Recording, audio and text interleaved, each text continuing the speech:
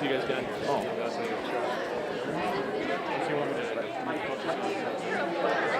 speaker, you guys want to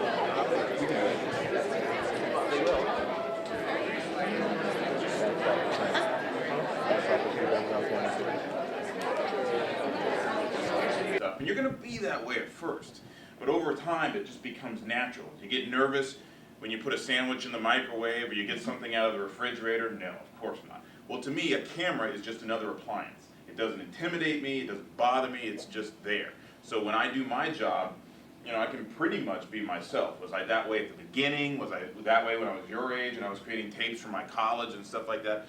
Of course not. But over time, it all just kind of falls into place. So, how do you go about becoming a TV news anchor? Well, the first thing I would tell you is TV news anchor shouldn't actually be your immediate goal. TV news broadcaster should be your goal, because that would include reporting, and it would also include perhaps some anchoring. The best anchors have field experience. For years, I've been in the business almost 20 years, and for the first half of my career, I was in the field reporting, talking about all manner of stuff.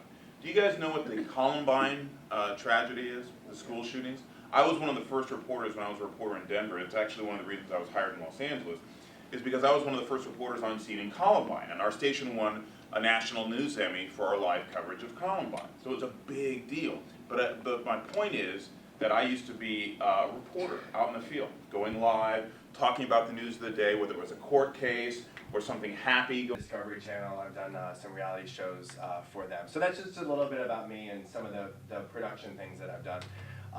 So first of all, I'd just like to say, you know, there are a lot of different forms of media. There's lots of different outlets out there. I'm sure you guys are familiar with that. Show of hands, who wants to be in front of the camera?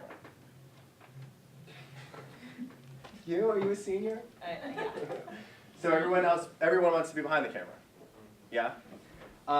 So one of the things that I'd like to say is you figure out exactly what you want to do. And what I think you guys have here at this school is amazing. You guys have a control room and a studio.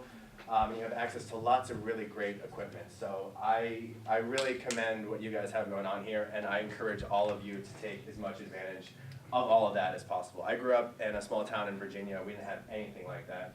And then I graduated from college in Virginia, and I moved out here in 2001. So I've been here for a minute, which makes me old.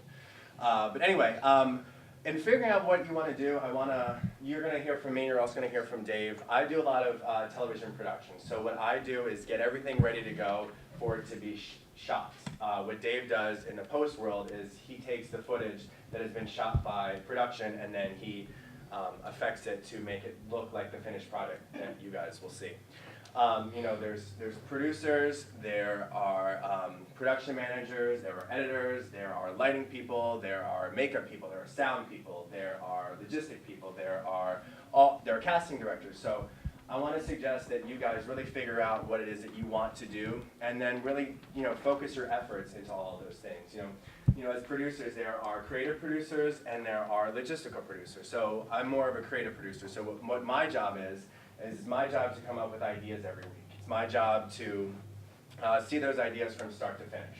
So based on a segment that we're going to do about, we did this segment recently where we were doing like we did a most embarrassing show. So one of the things that I like to sort of, you know, impart to people in groups like this, in my opinion, you know, I feel that news is really sort of more a calling than it is a job.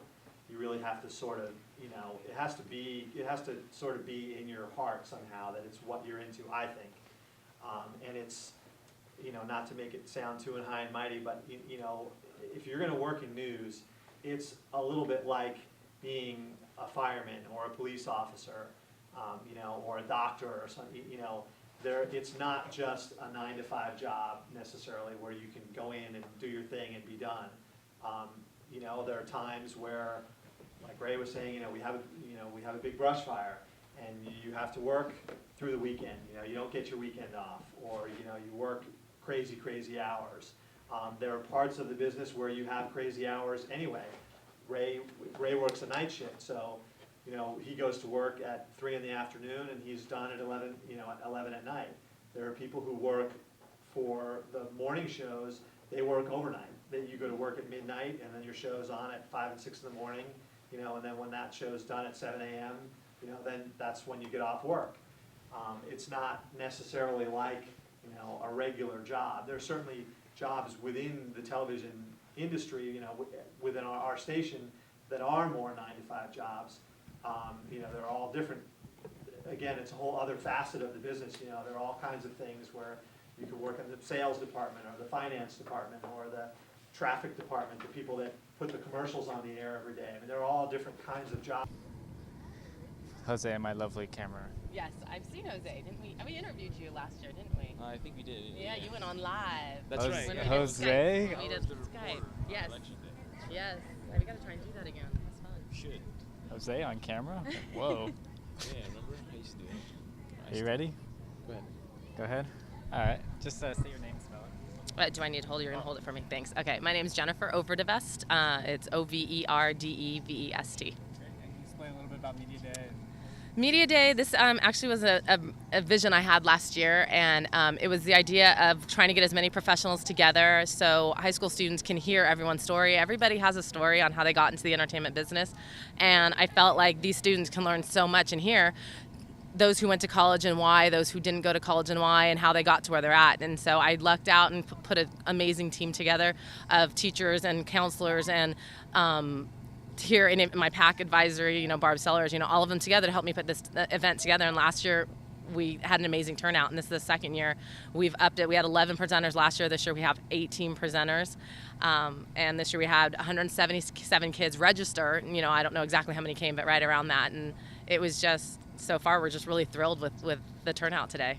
What, like from last year, what do you think the reaction of students are? You think they're benefiting? You think they really enjoy it? Oh yeah, this year we learned from last year. It was our first time doing it, and what we learned last year is we forced in a way kids to be in certain groups. This year I really wanted to let them choose, and I think that was more beneficial because I think we had kids in sessions who really wanted to be there instead of you have to be with this group. And so allowing the students to choose, we ran fewer sessions, and I teamed up some people who I knew worked together and knew each other in hopes that they could get double the information in one session.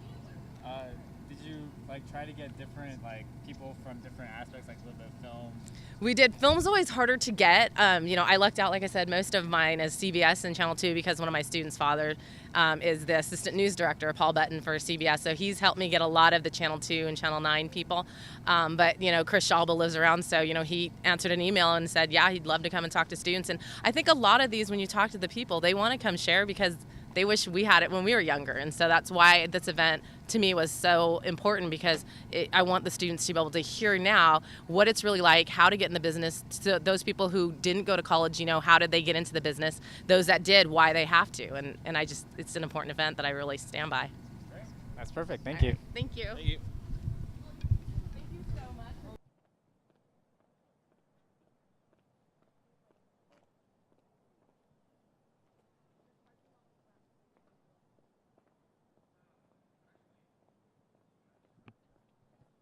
I am thinking as I'm shooting.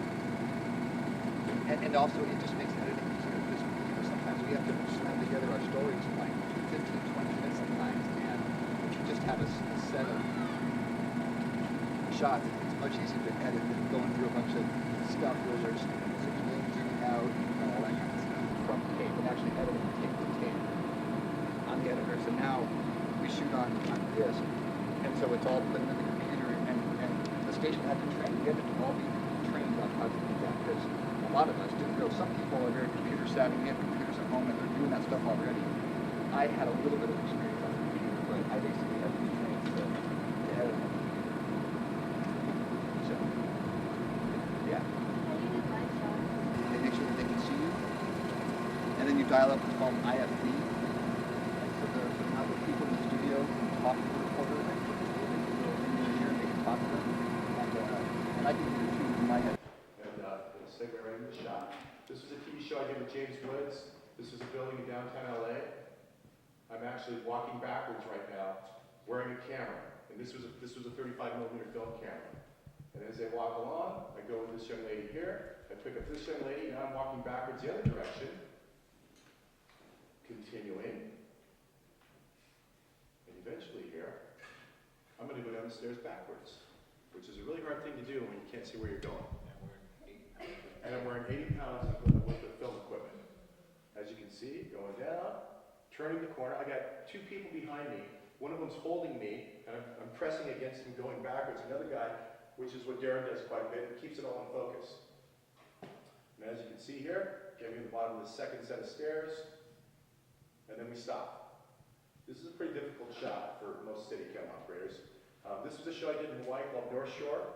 It's a long walk and talk going backwards here. And after we do this one, I'll cut it and we can answer some questions. But just to give you an idea of what it involves. See how it's a pretty smooth shot. If I was doing that without the Steadicam rig, it would be very violent. If you guys have ever taken your camera and just walked with it, it's really hard to keep it smooth. I don't know if he was back there, but you can cut that if you want. This is actually, just before he cuts it, this is the introduction to CSI New York. This was Gary Sinise's first shot in CSI New York. I did the pilot to that. But anyway, anybody have any questions? Yes? Have you ever fallen down when you're doing a Steadicam shot? I have once. In fact, that show in Hawaii, most of the time as a Steadicam operator, you walk backwards. And if you guys have ever walked backwards in your life, you can't just do it. And one time I was doing that show, and I had to walk up some stairs, much like this, and I caught my foot, and I went down. It didn't go hard, but a lot of people have gone down here. I don't know if you've ever seen that before, but Many times. take it over, Darren. Tell me a little story. I can't think of one in particular. It's hard in that, first and foremost, you're a camera operator. And being a camera operator, the essential thing is to compose a shot. When you take a picture with your family or your friends and you line up the shot, you go, okay, you guys come in here and you guys come in there. All right, now hold it right there. You know, you're trying to get this perfect frame to get just that optimum, composition. As a camera operator, you're doing that on a constant basis. You're constantly trying to get the most optimum composition. Combine that with Steadicam, it's anywhere from, it could be 60 pounds to 80 pounds, as we said. And when you have that much weight that's on your body, number one, you have to be in good shape. And number two, you